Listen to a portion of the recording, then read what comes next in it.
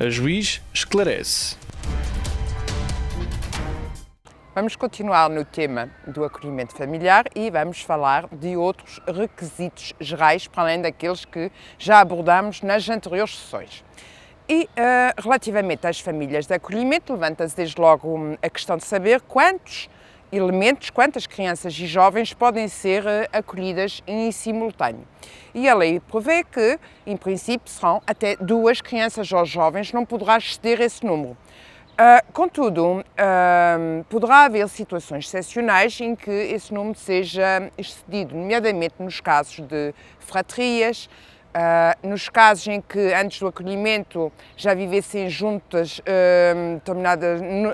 crianças relacionadas por um especial vínculo afetivo e poderá haver, portanto, interesse, tendo em vista a estabilidade emocional dessas crianças, que se mantenham a residir no âmbito da mesma família. Claro que isso será analisado pela entidade gestora das famílias de acolhimento, terá de verificar-se as especificidades de cada criança, terá de verificar-se as especificidades também de cada família, é preciso ver em termos logísticos se existem condições ou não para acolher mais do que o limite que a lei prevê como regra, será preciso, portanto, ver se o entorce à regra se justifica em cada caso porque redonda num benefício para o conjunto de crianças que são acolhidas. E aí poderá acontecer que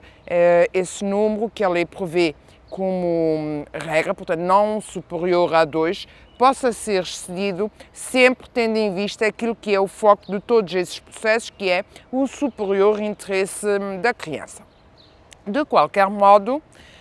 essa integração de crianças ou de fratrias ou de conjuntos de crianças numa família de acolhimento terá de ser contratualizado entre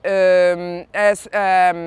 instituição de enquadramento e a família de acolhimento. E é através desse contrato que é celebrado entre a família de acolhimento e a instituição de enquadramento que se dá início ao acolhimento familiar. Portanto, esse contrato, de certa forma, formaliza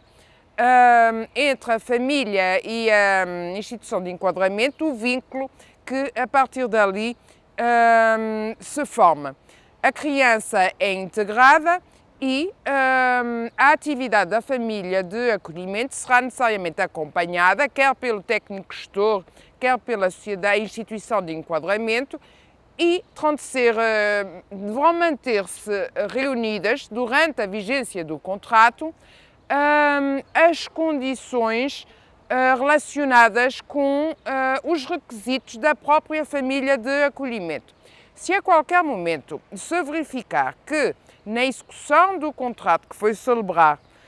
existem ocorrências, vicissitudes no âmbito da própria família de acolhimento que justifica a cessação imediata do contrato, tal será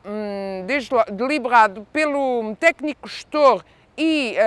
pela instituição de enquadramento, poderá justificar-se que, mantendo-se a medida de acolhimento familiar, a criança ou os jovens sejam transferidas para outra família de acolhimento relativamente à qual será celebrado um novo contrato. Na verdade, pode acontecer, isso não é o habitual, mas poderá acontecer uma situação em que se verifique negligência ou maus tratos, isto poderá haver degradação das condições da família de acolhimento que subscreveu o contrato e claro que essa situação terá de ser necessariamente acompanhada e verificada a cada passo se as condições se mantêm ou não, porque tal poderá significar a cessação imediata do contrato que foi celebrado. A medida de acolhimento familiar perdura e o contrato, em princípio, perdurará com determinada família de acolhimento até que a medida de promoção e proteção de acolhimento familiar seja substituída ou cessada. Isso ditará, portanto, o fim daquele contrato se não acontecer nenhuma ocorrência anómala ou estranha que justifique a cessação do contrato celebrado com uma concreta família de acolhimento. Isto, como disse, são vicissitudes que, em regra, não ocorrem, mas podem acontecer e, portanto, é necessário que haja um acompanhamento e uma vigilância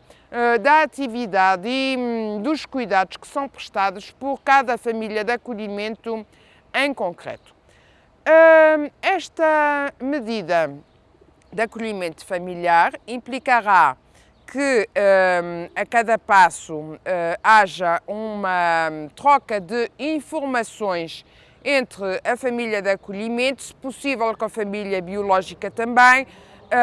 a sociedade, a instituição gestora, a instituição de enquadramento e o técnico gestor. E isso já falámos nisso noutra sessão, portanto há um diálogo interinstitucional necessário de forma que a condição e situação da criança ou jovem acolhido seja a cada passo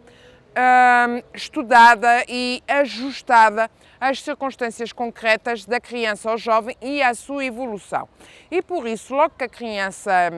é acolhida, que fica aos cuidados de uma família de acolhimento, tem de ser avaliada a situação, mediante prévia troca da informação que se revela necessária, nomeadamente relativamente às especificidades da criança, aos cuidados de que carece, às atividades que normalmente desenvolve, portanto, de forma que seja integrado e que seja mantido o ambiente familiar a que estava habituado, as rotinas a que estava habituado, portanto, de forma a ser integrado como membro da família naquele contexto da família de acolhimento. E terá de haver uma avaliação, um diagnóstico, de forma a ser elaborado o plano de intervenção em conformidade com a medida de promoção e proteção que foi aplicada ou pela CPCJ, pela Comissão de Proteção de Crianças e Jovens em Perigo, ou pelo Tribunal. E como já vimos, o Tribunal intervém quando não haja acordo, quando não seja consentida a intervenção da Comissão de Proteção de Crianças e Jovens em Perigo e ainda nas outras situações que a lei prevê expressamente e que já abordamos noutras sessões. Portanto, o acordo de promoção e proteção é uma possibilidade, mas também poderá ser aplicada à medida, como já vimos noutras sessões, na sequência de um debate judicial, ou seja, na sequência de uma espécie de julgamento em que um tribunal coletivo vai decidir qual é a melhor medida para aquela criança ou jovem. E, como disse, aplicada a medida, integrada a criança ou jovem na família de acolhimento, é preciso ajustar, portanto, rotinas, é preciso ajustar ritmos, é preciso ajustar cuidados e, depois de feita todo esse ajustamento, essa troca de informações, depois de feito o diagnóstico da situação concreta da criança ou jovem naquela família de acolhimento, é elaborado finalmente o plano de intervenção que irá ser controlado em termos de execução mediante todos aqueles passos que já focámos no âmbito do processo de promoção e proteção, em que é ouvida a criança ou jovem, em que, se possível, é ouvida também a família biológica, em que a família de acolhimento também é ouvida e o técnico gestor deverá reportar isso tudo no prazo que a lei